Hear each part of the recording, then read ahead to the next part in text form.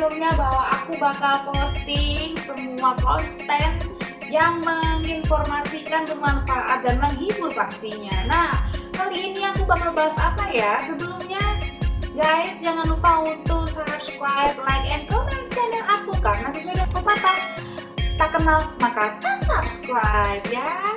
Oke. Ya, tau lah guys, kondisi sekarang itu kondisi yang sangat-sangat sulit dan sangat-sangat gawat. Kalian pada tahu kan kenapa ya? Karena penyebaran virus corona terutama di negara kita itu belum selesai gitu sampai hari ini. Nah, karena sekarang ini banyak sekali hal-hal yang harus kita lakukan dengan berdiam diri di rumah, dengan harus di rumah, stay at home, work from home, ya kan? Semua himbauan itu kita lakukan, terpaksa kita lakukan supaya memutus tali rantai penyebaran virus corona di negeri kita. Sehingga apa? Sehingga banyak sekali kejadian-kejadian yang tidak enak, ya kan? Seperti PHK, ya kan? Gaji pun berkurang, ya kan? Penghasilan income masuk kita juga berkurang, bahkan juga ada yang dipending gitu loh. Nah, karena situasi ini yang serba sulit, bahkan perekonomian kita akan sulit 2 atau 3 bulan ke depan, kita nggak tahu gitu loh sampai corona ini selesai. Maka itu kayak mendorong aku untuk kita berpikir keras gitu loh, bagaimana caranya supaya kita bisa tetap produktif meskipun kita cuma di rumah. Nah, ini aku mau kasih tahu alternatif solusi yang paling the best, yang kalian pasti nggak nyangka ya kan, bahkan ini banyak yang berhasil. Kalian tahu apa? You know what guys? Yaitu menjual barang alias jualan. Tapi tenang aja guys, yang aku maksud bukan jualan di pinggir jalan yang mengundang massa, itu tidak. Yang maksud aku adalah kita menjual online barang-barang bekas, barang-barang second hand, dan barang-barang pre-love. Kita akan menjual barang-barang itu karena apa? Karena tanpa kita sadari, barang-barang tersebut itu sebenarnya ada di rumah kita dan kita nggak pernah pakai. Kita beli hanya karena untuk konsumtif, karena hawa nafsu konsumtif, akhirnya nggak kepake, ya kan? Atau barang yang memang barang second kita tapi masih punyai harga nilai rupiah yang cukup lumayan gitu loh. Jadi motivasi kita adalah jangan pikir kalau yang orang jual-jual bekas itu harus barang yang branded kayak artis-artis, itu tidak, sayang, ya kan? Yang kita jual itu barang-barang yang masih bisa dipakai, bahkan barang baru yang nggak pernah kalian pakai. Nah, seperti itu guys. Nah, barang yang mau kita jual itu sebenarnya ada 2 kategori ya menurut aku, yaitu barang yang normal dan barang yang unik gitu loh. Jadi barang yang normal itu seperti contohnya ya, seperti pakaian, seperti tas, sepatu, ya kan? Seperti mungkin ya alat elektronik, mungkin alat-alat bekas anak atau mainan anak. Nah, itu termasuk kategori yang wajar. Tapi untuk kategori yang unik itu misalnya itu guys, jadi barang itu kita nggak pernah nyangka bahwa itu bisa dijual. Contohnya apa?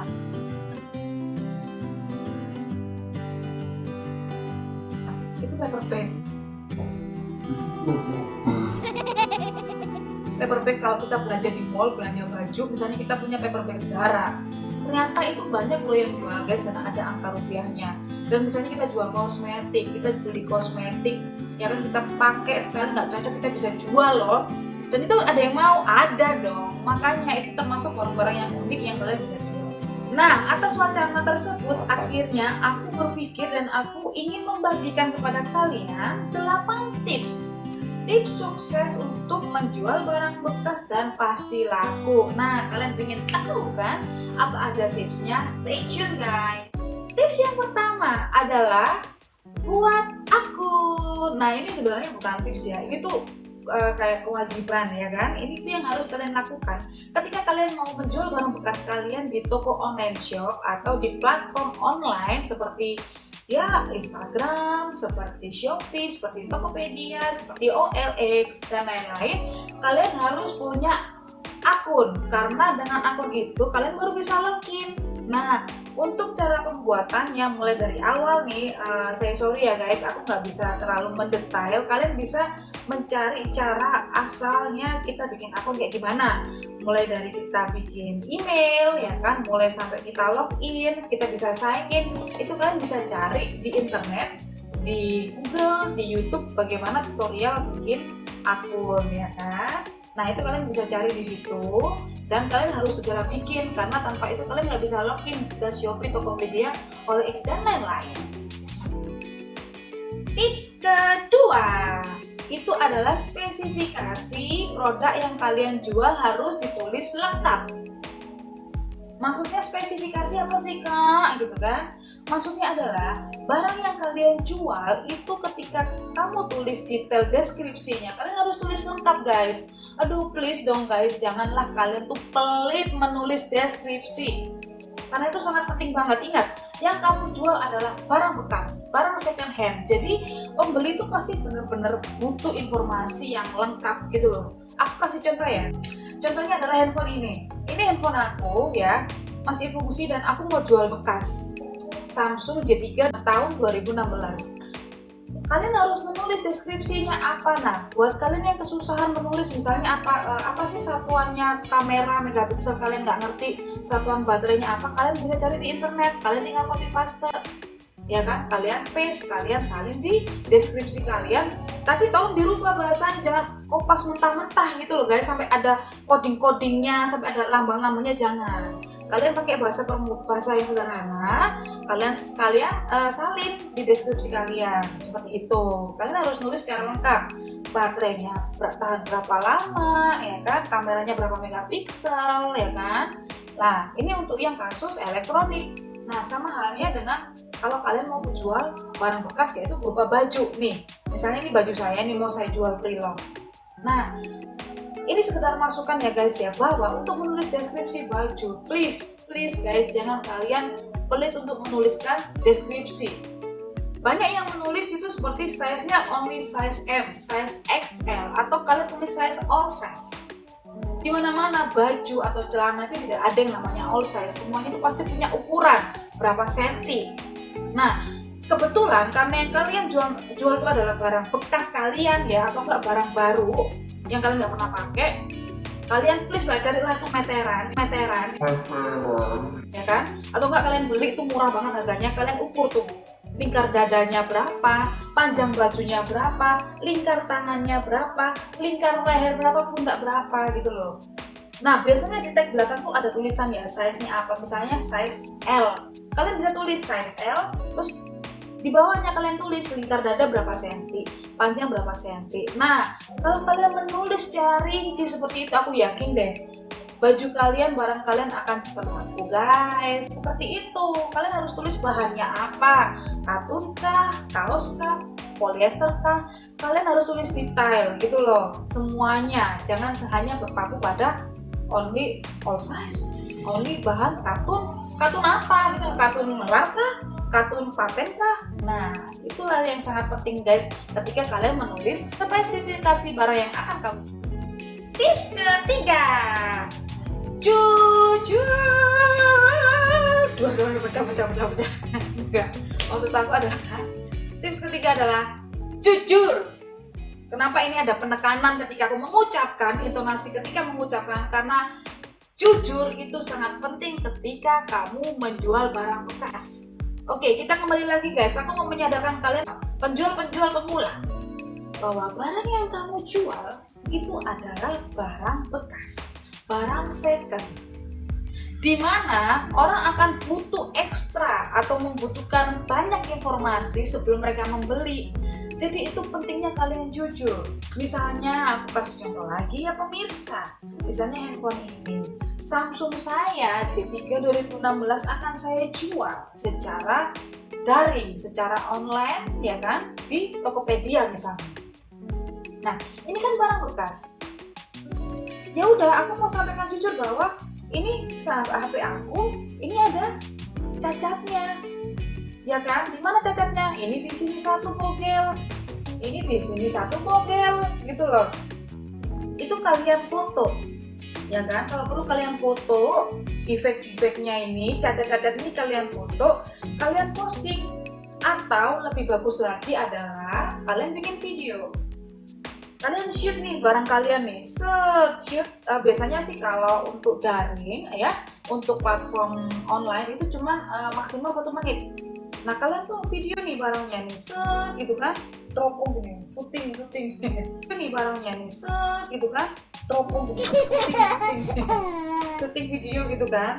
Terus ketika kita sampai pada yang cacat, itu kalian lamain gitu loh. Kalau perlu kalian lingkarin atau kalian kasih tulisan atau anak panah. Ini loh cacatnya Pak, Bu, pemirsa, adik-adik, abang-abang. Itulah yang namanya adalah pentingnya kalian jujur. Tips keempat itu adalah harga bersaing. Nah, karena kita menjual barang bekas ya, makanya sebelum kalian menentukan berapa harganya, kalian bisa mencari dulu harga pasarannya di internet. Cari di mana aja ya untuk harga barang kalian. Kalau dijual bekas atau harga barunya tuh sekarang berapa? Ya kan, kalian bisa mencari informasi itu di internet. Nah, dari harga itu kalian bisa menentukan berapa yang kalian mau jual. Tapi jangan lupa, harga yang pasaran itu kalian kondisikan dengan barang kalian. Apakah itu mirip kondisinya dengan kalian gitu loh. Kalau memang kondisi kalian lebih jelek, ya udah kalian turuninlah harganya gitu loh. Ya kan, supaya harganya itu pantas antara harga dengan barang produknya, kualitasnya itu seimbang gitu loh, nggak terlalu kalian yang melangit tapi barangnya kosong. Nah kayak gitu guys. Jadi sangat penting ini harga bersaing. Nah dari harga bersaing itu kita ingin tahu nih ya kan, kalian tuh mau jual barangnya cepat atau mau jual harganya tinggi tapi santai gitu loh. Kalau memang kalian bikin harga santai, maksudnya jualnya santai, nggak terlalu butuh duit, kalian ya udah kalian bisa ngikutin harga pasaran gitu loh sambil menunggu pembeli yang mau beli. Itu namanya kita jualnya santai. Tapi kalau memang kamu benar-benar butuh duit, kalian butuh banget, ya otomatis mau nggak mau. Misalnya ini aku jual 1 juta ya kan, karena gue butuh duit banget dan gue pengen ngejualnya cepet, ya udah aku nggak akan pasang 1 juta. Aku akan pasang harganya ganjil ya kan, 850.000 seumpama. Nah gitu, kalian harus mau korban nurunin. Karena apa? Karena persaingan ini banyak, elektronik itu banyak, baju pre-love tuh banyak gitu loh. Jadi apa sih kita menang di mananya dulu supaya barang kita laku. Salah satu trik juga adalah kita harus menuliskan angka-angka yang ganjil, karena itu salah satu trik untuk menarik pembeli gitu loh guys. Jadi kalian bisa jual harga lebih rendah kalau memang kalian pengen barang kalian cepat laku. Tips kelima, respon penjual ketika ada pembeli. Nah guys, kita sebagai public service lah ya, kita kan harus memberikan pelayanan yang terbaik untuk konsumen. Karena apa? Karena respon yang baik itu pasti akan cepat membuat barang kita laku guys. Nah sekarang kita jual barang bekas nih ya, terus-terusan aku tekanin, kita jual barang bekas itu pasti butuh usaha atau effort yang lebih gede daripada kita jual barang baru. Nah otomatis pembeli akan terus bertanya. Nah ketika kita merespon mereka, kita harus baik gitu loh, kita harus sabar. Bahkan ya ketika kita menjual barang bekas sampai 20-30 chat untuk menanyakan, itu mereka belum tentu beli loh ya kan. Jadi itu ada istilahnya pengaruh kita ketika kita merespon. Kalau kita merespon baik, itu akan terjadi transaksi. Tapi kalau kita meresponnya ala kadarnya, misalnya kayak gini, ada yang nanya barangnya ada sis, kita cuma ngomong ada, kita cuma tulis ketik itu ada gitu loh. Aku rasa kurang, mestinya kalian harus nambahin kata-kata, misalnya oh barangnya masih ada, masih ready, kakak mau kah? Tanda tanya. Atau enggak, mau tanya apa kak? Tanda tanya. Kita kasih pancingan supaya terjadi conversation antara pembeli dan penjual.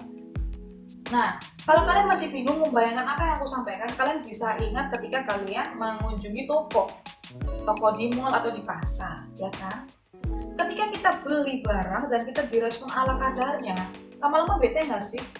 Kalau aku sih bete ya, dan aku kayak istilahnya sebenarnya mau beli barang itu meskipun nggak butuh ya, bukan barang primer gitu, barang sekunder.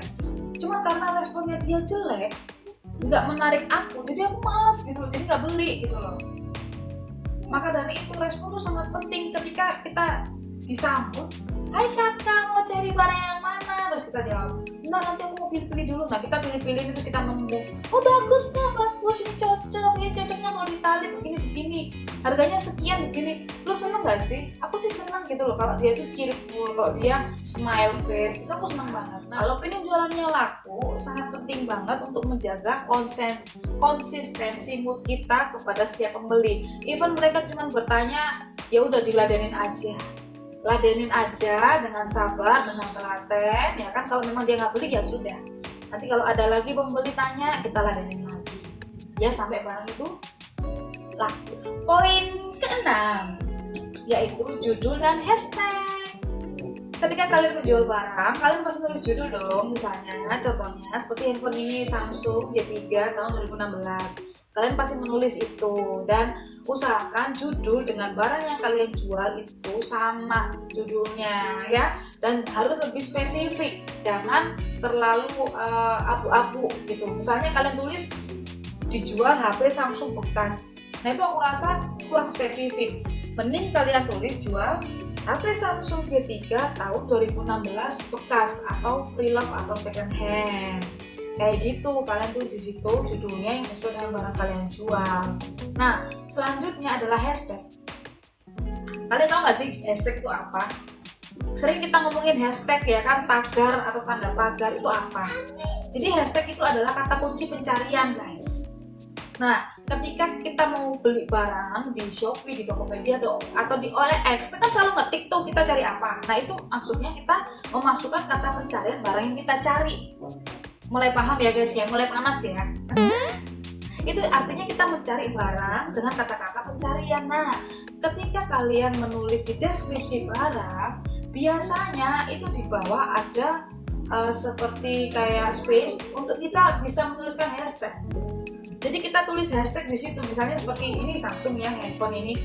Kita tulis hashtag misalnya hashtag jual Samsung J3, jual J3 2016, atau enggak hashtag Samsung J3 2016 murah, atau enggak hashtag HP Samsung bekas murah. Nah, itu sebanyak-banyaknya kita tulis di hashtag itu yang diawali dengan tanda pagar. Supaya apa? Supaya ketika orang mencari sesuai dengan kata itu dan itu match dengan kata pencarian kita atau hashtag kita, nanti barang kamu akan muncul. Nah, jadi itu menambah peluang untuk barang kamu cepat laku, guys. Tips ke-7, fitur promo dari online. Jadi setiap platform online itu kan mereka tuh untuk menjaring konsumen, untuk menjaring user, mereka selalu mengadakan fitur-fitur promo. Fitur-fitur promo ini itu ada dua bagian, guys, ada yang free dan ada yang bayar. Untuk penjual-penjual yang masih baru, itu kalian please jangan skip informasi yang dikirimkan melalui inbox ke kalian. Kalian harus baca, kalian harus paham gitu kan, apa yang bisa kalian manfaatkan supaya barang jualan kita yang bekas ini bisa muncul di teratas, posisi teratas gitu loh. Itu caranya.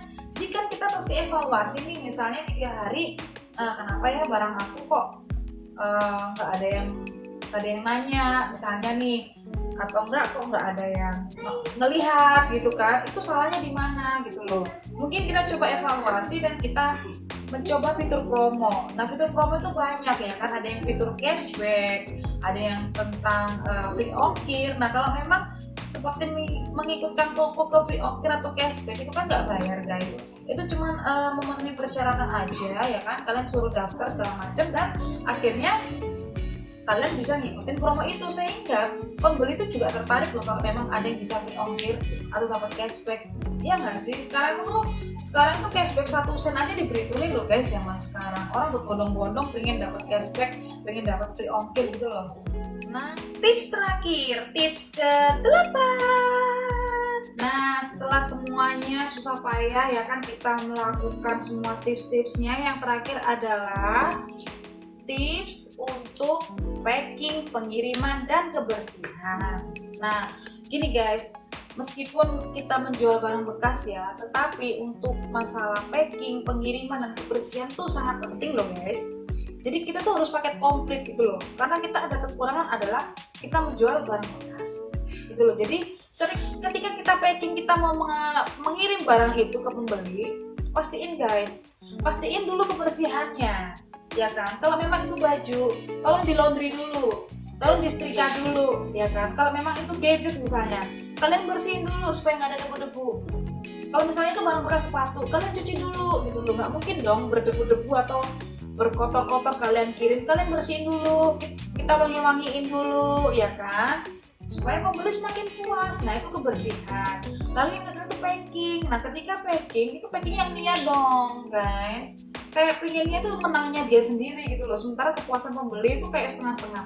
Jadi packingnya asal-asalan, cuma dibungkus apa namanya, koran gitu kan, mana koran lama lagi, koran tahun 70-an terus kresek cabe, aduh Tuhan gitu kan.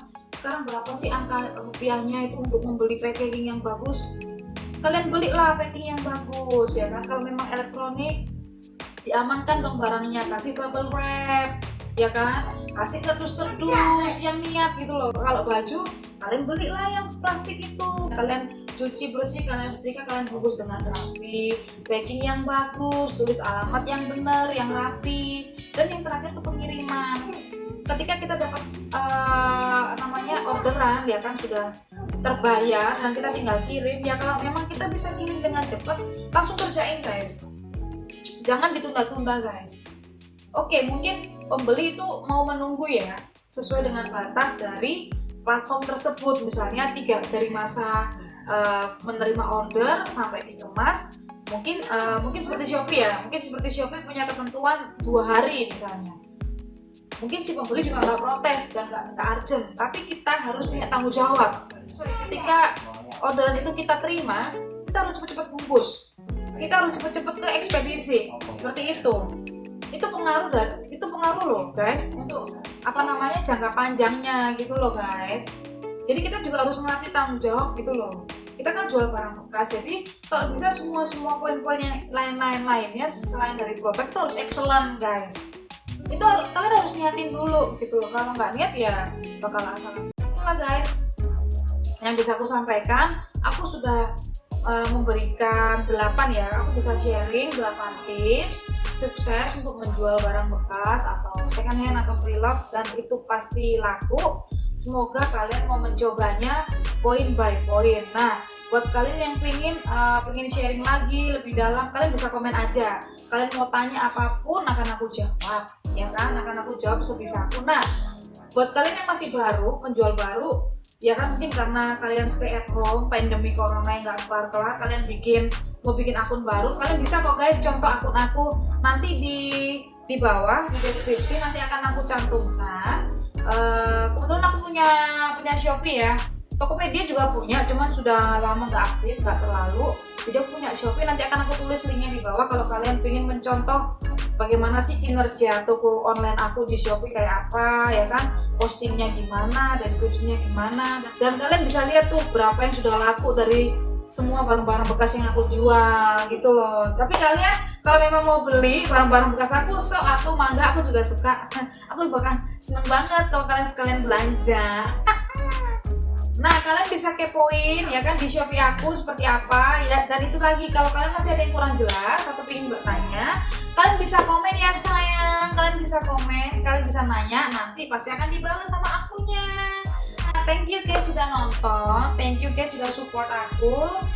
Nantikan selanjutnya ya video-video aku, karena setiap satu minggu sekali aku bakal posting video-video terbaru dan yang pastinya bermanfaat, mengedukasi dan menghibur. Sampai jumpa guys.